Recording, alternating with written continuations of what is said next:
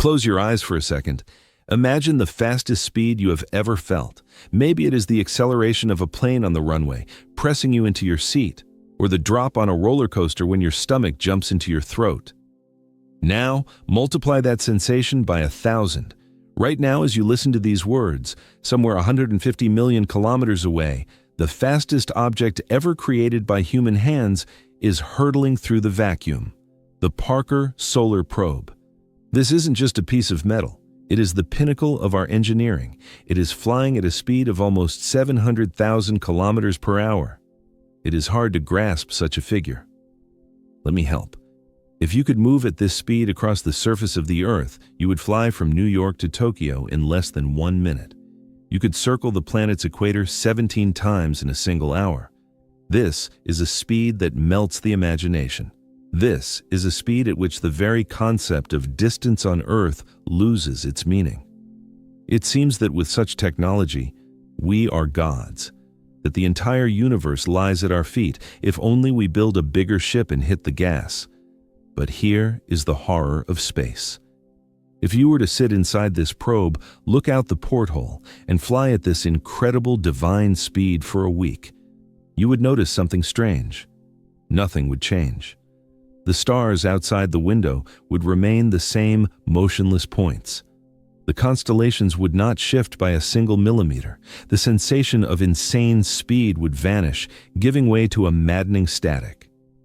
Because on the scale of the cosmos, our 700,000 kilometers per hour is not even a snail's pace. It is the movement of tectonic plates. We are used to thinking that the space age has already arrived. We have been to the moon. We send robots to Mars.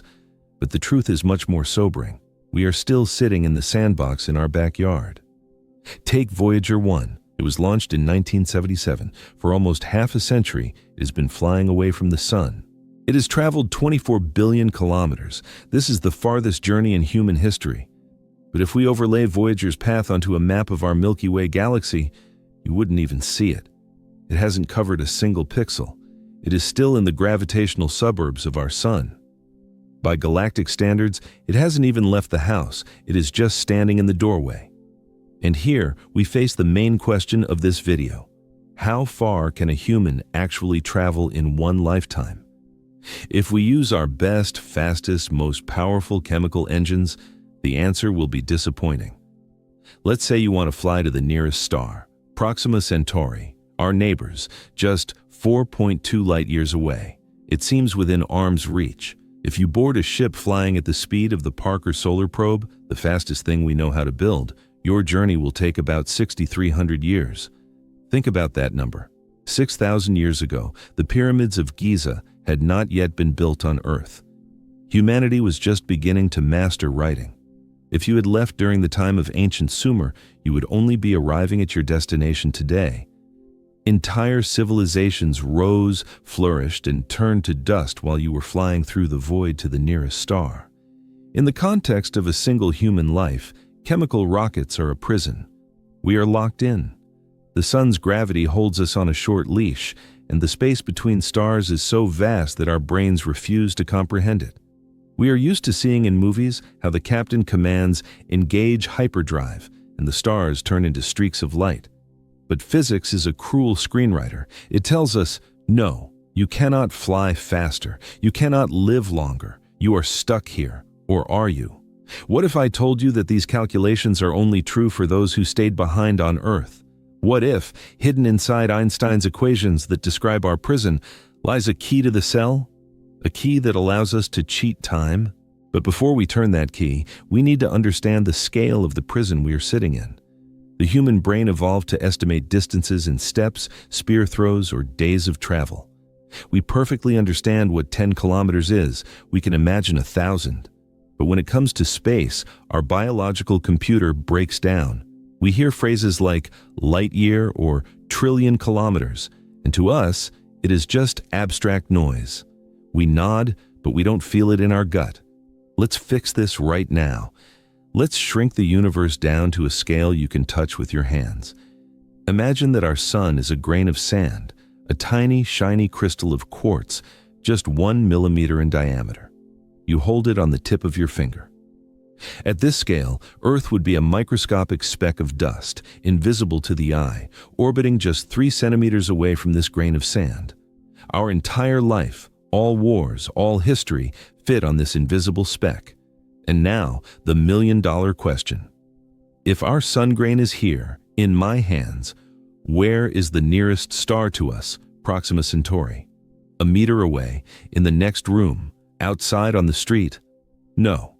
If the sun is a grain of sand in the center of New York, then the next nearest star is another lonely grain of sand in Atlanta.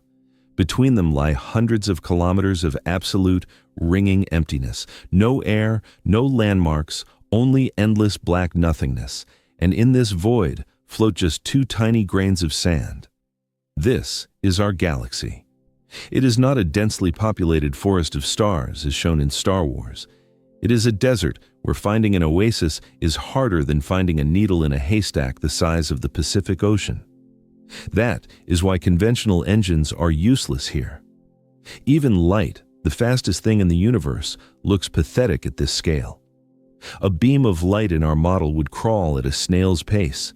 It would take more than 4 years just to cross the distance between these 2 grains of sand. 4 years of silence. If you send a radio signal to your friends on Proxima Centauri saying, "Hello," you will have to wait almost 9 years for an answer. By the time you hear, "Hi, how are you?" you might have forgotten you sent the message at all. This is called the tyranny of distance, and it is the cruelest law of astrophysics. We try to fight this law with fire. All our rockets, from the Saturn V that took humans to the moon to the modern Falcon Heavy, work on one principle. We ignite fuel and throw it backward to fly forward. This is caveman technology, perfected. But for interstellar travel, it is a dead end. To accelerate a conventional ship to a speed that would allow you to reach the stars in at least a century, you would need more fuel than there are atoms in the entire visible universe. This is called the tyranny of the rocket equation. The faster you want to fly, the more fuel you need to carry. But fuel also has mass, so you need even more fuel to carry that fuel. It is a vicious circle, a mathematical trap from which there is no escape. As long as we think in categories of burning chemicals, we will never leave our system. We are doomed to be born and die near the same star. We are trapped on a tiny island in the middle of an ocean that cannot be crossed on a raft. It seems like the end of the story. A dead end. Physics has placed a concrete wall before us with the sign, "No exit." But in the early 20th century, a patent clerk from Switzerland found a crack in this wall. Albert Einstein looked at the universe and realized that we had been reading the map wrong all along. He discovered that space and time are not a rigid stage upon which action takes place. They are clay. And if you know how to press on it, it can be changed. Imagine that you have a car. But it is not an ordinary car. It has one strange feature. It always, absolutely always, drives at the same speed. The gas pedal is welded to the floor. You cannot go faster. You cannot go slower. Sounds like nonsense, right?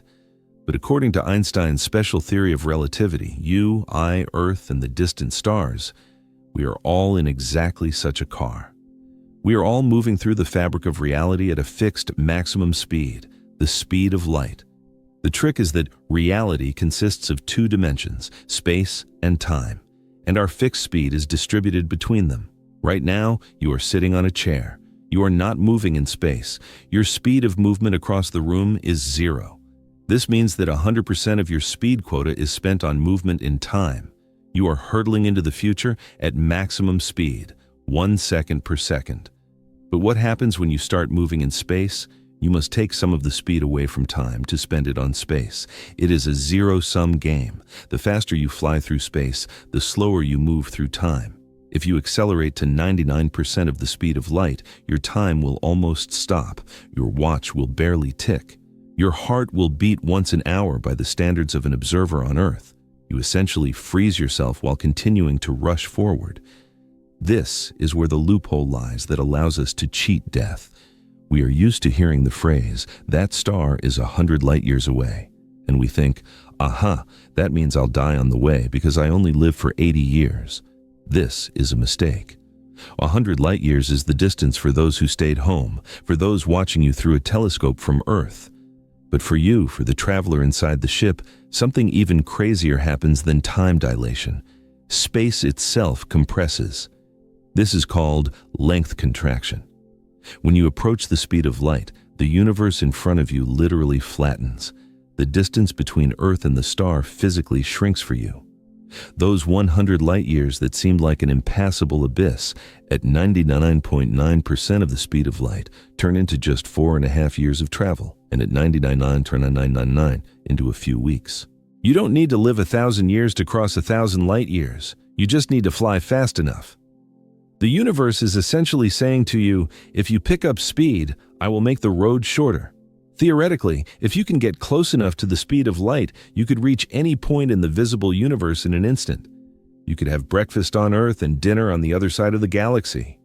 For you, a day will pass. There's only one problem. Your friends who remained on Earth will live millions of years in that single day. They will turn into fossils. The sun will burn out. But we will talk about this price later.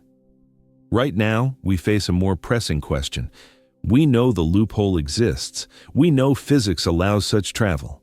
But how do we accelerate a hunk of metal with soft, fragile humans inside to such insane speeds without turning them into jelly from G-force? It turns out nature has given us the perfect way to travel. A method that not only solves the speed problem, but also creates artificial gravity so we feel right at home. The main problem with space travel is not just the distance, it is our bodies. We are sacks of water and bone. We are fragile. If we accelerate the ship too fast, the G-force will turn the crew into a wet spot on the back wall of the cabin. But we have a magic number, 9.8 meters per second squared. This is the acceleration of free fall, the very same 1g you feel right now. Earth's gravity pulls you down with exactly this force. Your body evolved for millions of years to live under exactly this pressure. What if we build an engine that doesn't give a short explosive burst like modern rockets, but works constantly? An engine that pushes the ship with a constant acceleration of 1g. For you, inside the ship, it will look like magic. In space, there is no up or down. But as soon as the engines turn on, the floor under your feet will start pressing against you. Down will be where the engine nozzles are. You can walk, sleep in a bed, pour coffee into a cup, and the liquid won't float in globules around the cabin. You will feel just like you are in your apartment on Earth. But outside, something incredible will be happening. Every second, your speed will increase by 10 meters per second.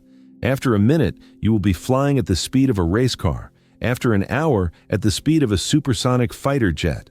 By the end of the week, you will be moving at 6 kilometers per second. You will fly the distance from Earth to the Moon in 1.5 minutes, and you don't stop. You keep pressing on the gas. This is the power of compound interest applied to motion. Speed accumulates like an avalanche. After a year of such comfortable flight, where you just live, read books, and exercise, you will reach the speed of light. Well, almost.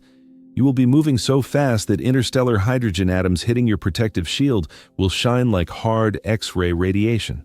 The universe around you will turn into a tunnel of light. But here is the catch.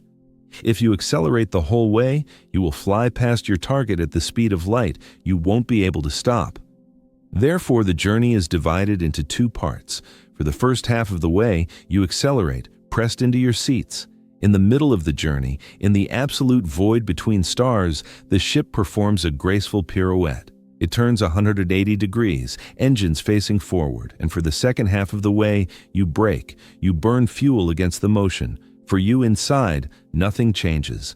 The floor still presses on your feet with a force of 1g. But for the universe, you begin to kill that insane speed you built up. This scheme, accelerate, flip, brake, opens the galaxy to us. This is the key.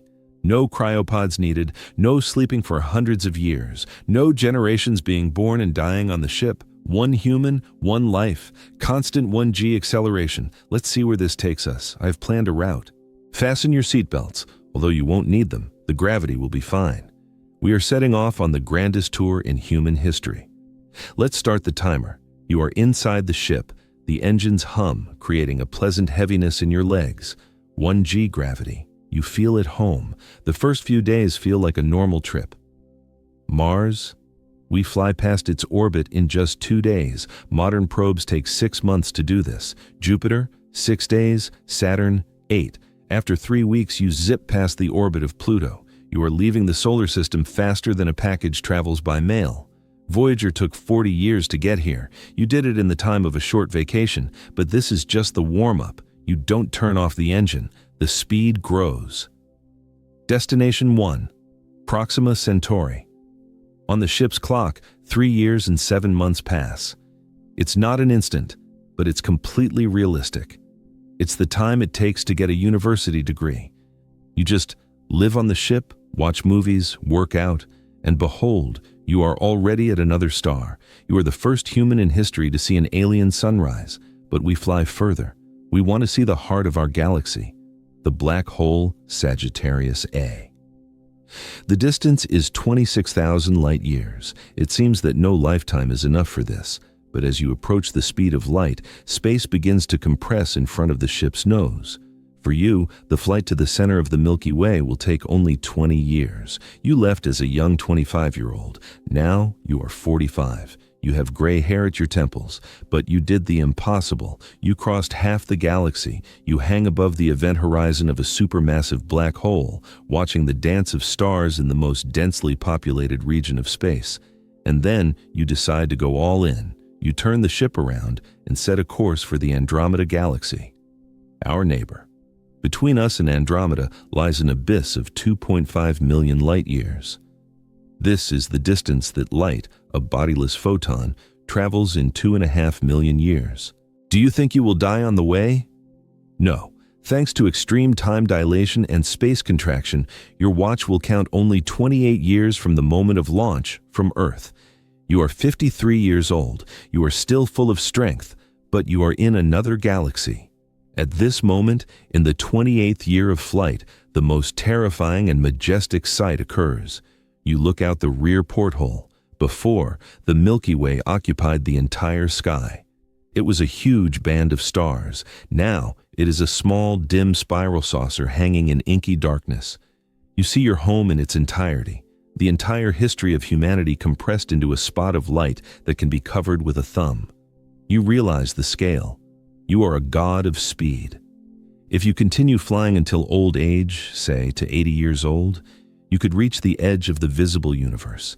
In one human lifetime, you can fly billions of light years. There are no borders. Physics gives you the green light to see everything. It seems we won. We tricked nature. We found a way to own the universe. But every magic has a price. And in the case of relativity, this price is monstrous. While you enjoyed the flight, while days and weeks passed for you, clocks in the rest of the universe ticked at a furious rhythm. Remember that moment when we reached Andromeda?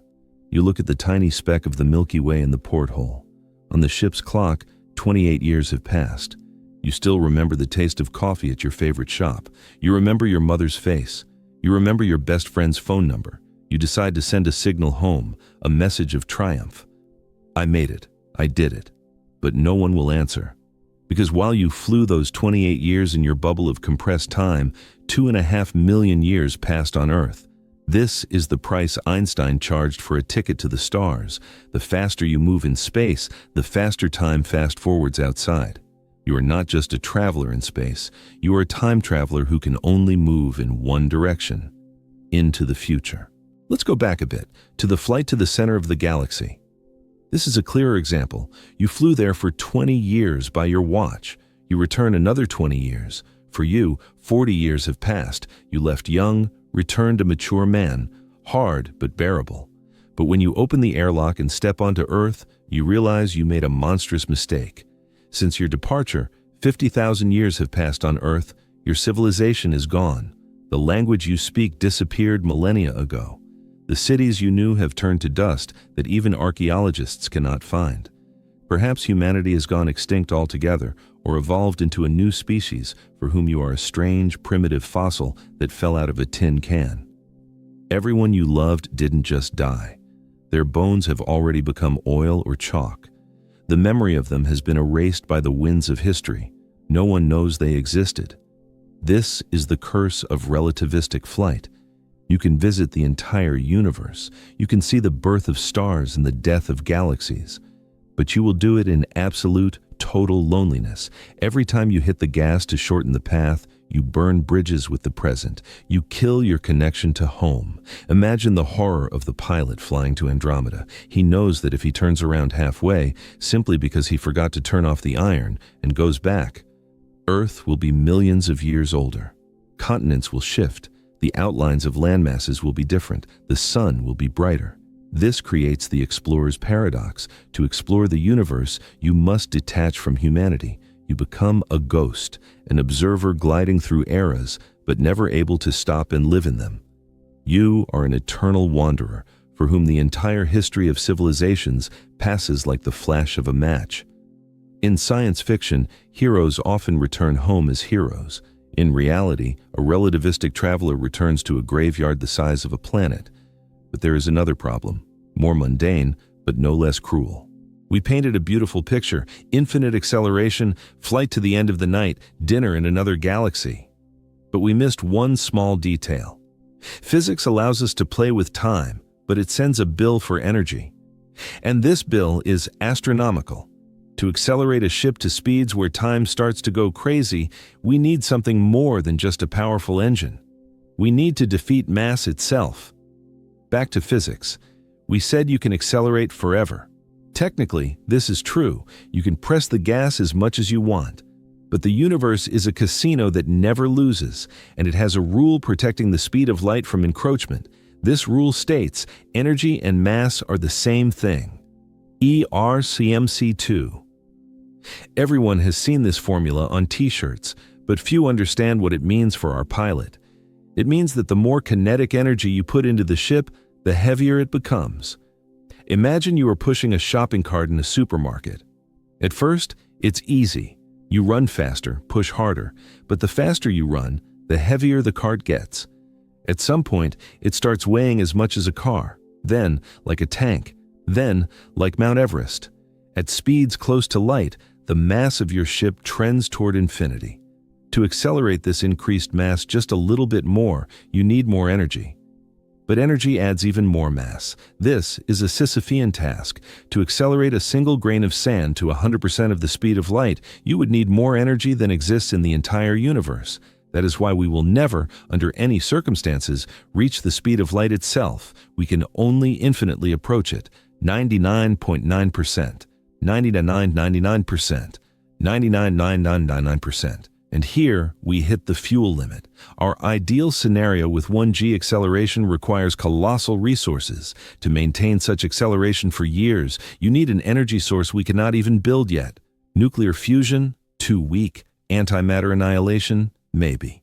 But where will you get that much antimatter? If we want to fly to the edge of the universe in one human lifetime, we would have to turn a planet the size of Jupiter into pure fuel and burn it without residue. This makes intergalactic travel not just an engineering task, but a question of planetary cannibalism. But even if we find an infinite energy source, suppose we learn to draw it from the vacuum, another death awaits us. Death by dust. Space is empty, but not absolutely. Lonely hydrogen atoms and microscopic dust motes float in it. When you fly in a Boeing, hitting a fly is nothing. When you fly at 99.99999% of the speed of light, every hydrogen atom that meets you on your path turns into an armor-piercing shell. For the crew, it will look like the ship is flying through a continuous stream of hard gamma radiation. The oncoming flow of particles will be so powerful that it will fry the crew and vaporize the ship's hull in fractions of a second. You need a shield. A lead plate hundreds of meters thick? It adds mass. Magnetic fields? They require energy. At such speeds, space ceases to be a void. It becomes solid. It's like trying to swim through concrete. The atoms you meet are compressed and heated to temperatures exceeding the temperature in the center of the sun. Thus, our tour of the universe collides with harsh reality. We can travel in time, yes, but to do it safely, we are limited in speed. We cannot fly too fast because of radiation, which means we cannot compress time as much as we would like. The dream of flying to the edge of the universe in 80 years begins to crack at the seams. But let's say we solved this too. We became a Type 3 civilization. We are immortal. We have force shields made of pure energy, and we are not afraid of radiation. We fly forward to the furthest galaxies. And then it turns out that the universe has prepared a final trap for us, a trap from which there is no escape, even theoretically. While we fought with mass and energy, the very road under our feet began to change. For a long time, astronomers believed that the universe was just a box, huge, possibly infinite, but a static stage. Stars hang in their places, galaxies drift by inertia. If you have time and speed, you can fly anywhere. But in 1929, Edwin Hubble looked into a telescope and destroyed this idol. He saw that all galaxies are running away from us. The universe is not static, it is inflating. Imagine drawing dots on a balloon. Now you start inflating it. The dots do not move by themselves, they stay on the rubber. But the distance between them grows because the surface of the balloon itself stretches. Space is rubber. This means that our race to distant stars is not just a run on a track. It is a run on a track that lengthens with every step you take. While you fly 1 light year forward, the space between you and your goal manages to stretch a little more. You have to fly this extra distance. At first, this doesn't seem like a problem. If you fly at the speed of light, you easily outrun the expansion. You're like a sprinter running on a slowly stretching rubber band. But in 1998, we learned something even scarier, something that scared physicists out of their wits. The universe is not just expanding, it is expanding with acceleration. Some unknown force, which we called dark energy, pushes on space from the inside, pushing galaxies apart faster and faster. And here, the rules of the game change. Special relativity says, nothing can move through space faster than light, but it says nothing about space itself. Space is not a thing, it has no mass. It can expand at any speed, even 1,000,000 times faster than light. This creates a nightmare situation for our traveler. Imagine you see a distant galaxy. It looks attractive. There might be other civilizations there. You get in your ship, accelerate to 99.9% of the speed of light, and fly towards it. You fly for 1,000,000 years. 10 million. You cover vast distances. But the galaxy does not get closer. It gets farther away. The space between you and that galaxy is being created faster than you are capable of crossing it. You are like a swimmer in a river whose current is faster than your maximum speed. No matter how hard you paddle, the shore recedes. Right now, in this very second, photons of light that flew out of that galaxy towards us are trying to reach us. They fly at 300,000 kilometers per second. But the space in front of their nose grows by 300,000 kilometers every second. They will never reach us. We will never see them. For us, this galaxy no longer exists. It is forever cut off from our causal bubble. This is not just a technical problem. This is a fundamental limitation of reality. We are used to thinking that with the development of technology, we can do anything. That impossible is a word for pessimists. But against dark energy, there is no technology. You cannot build an engine that outruns the expansion of space-time itself because you are inside that space. The universe gives us an ultimatum. It draws an invisible sphere around us.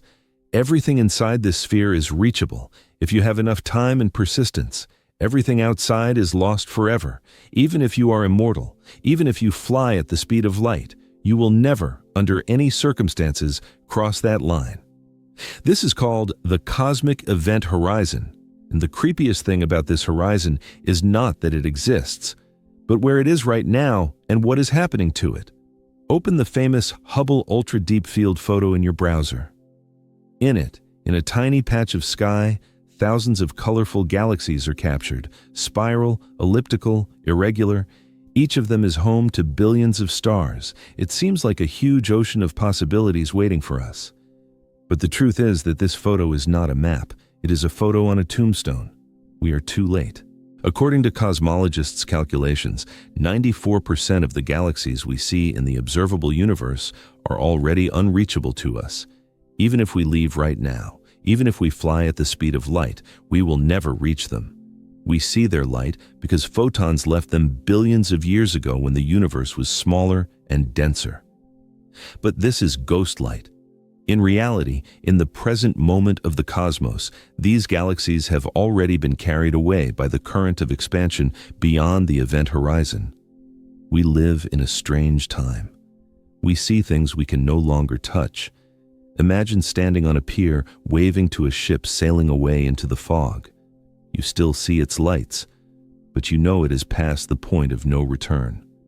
Radio contact is broken. The captain won't hear your scream. For you, the ship is still here as a spot of light, but physically it is already in another world. The scale of this loss is staggering. Every second, while I speak this sentence, roughly 20,000 stars cross the cosmic event horizon. 1. 20,000 stars are gone. 2. Another 20,000 stars have become unreachable forever. This is the Great Erasure. Dark energy methodically, second by second, cuts off pieces of reality from us. The universe doesn't just get emptier, it gets smaller for us. Our accessible world shrinks, even though physically the cosmos grows. What is left for us? Gravity is the only player capable of fighting dark energy. Our Milky Way galaxy, neighboring Andromeda, and a few dozen dwarf galaxies are bound by gravity strongly enough not to fly apart. This is our local group, our island, our lifeboat. In the distant future, all these galaxies will merge into one giant elliptical supergalaxy, and everything else, billions of other galaxies, will disappear into the dark. Imagine a civilization born on Earth in 100 billion years. Their astronomers will look into telescopes and see nothing but their own stars, no other galaxies, no cosmic microwave background.